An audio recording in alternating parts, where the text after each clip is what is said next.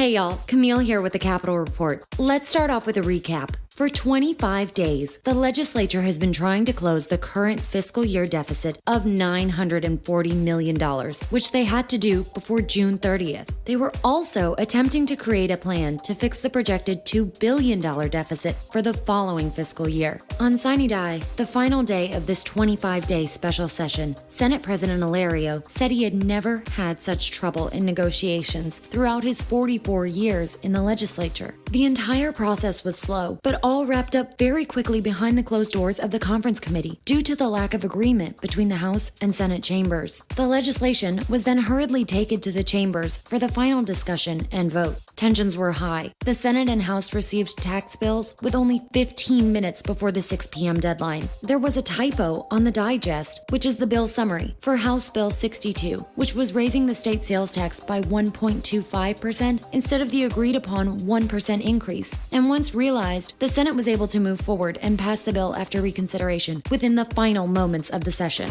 Although the entire special session was filled with contention, the gap was mostly filled, but there is still additional revenue and cuts that are needed to close the deficit in this current budget cycle. Let's go over what happened to the top 3 bills for this session and what new taxes you can expect. First, if you remember, House Bill 62 was the revenue-raising measure that had been termed the clean penny. In this case, a clean penny means that the state sales tax would be raised by 1% without including the exemptions granted on the other 4 cents of the sales tax, leaving our state with a total state sales tax of 5%. The sales tax will include manufacturing machinery and equipment, or MM&E, and business utilities. This bill will raise $214.7 million in fiscal year 16 and $883 million in fiscal year 17. Second, House Bill 61 will remove various exclusions and exemptions from the 4% state sales tax from the 1st of April 2016 to June 30th of 2016, which would include the removal of business utilities and MM&E on 1%. At the beginning of fiscal year 17, in July, it will remove various exclusions and exemptions, including business utilities from 2% of the state sales tax, as well as 1% of the MM&E exclusion until June of 2018. This is slated to raise $70.5 million in fiscal year 16 and $437 million in fiscal year 17. We commend Senate President Alario and Speaker Barra on trying to protect MM&E from being excluded. However, the author of the bill, Representative Jay Morris, would not move forward without MM&E included, and the Speaker and President had no choice but to give in.